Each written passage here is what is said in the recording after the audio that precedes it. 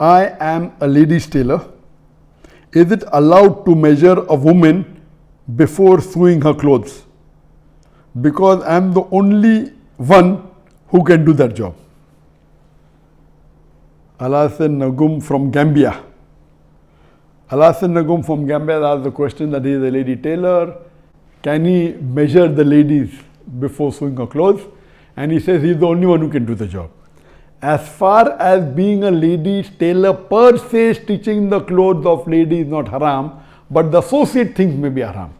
You cannot take the measurement of a lady because she is your na-mahram, unless if it's a mahram of yours, your wife or your sister or your mother is permitted. But taking measurement of a lady, you have to put the measuring tape and you have to touch her body. This is prohibited in Islam, it's not permitted.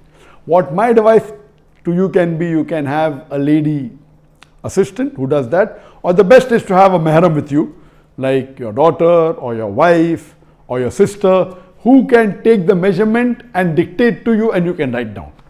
Stitching clothes per se is not haram, but if you measure a lady and you touch her, that is haram. If you think you are the best in doing this job, as you said, I'm the only one who can do the job and you may be a designer. So as long as you do not break any of the rules of the Sharia, you do it in the way that Sharia allows you.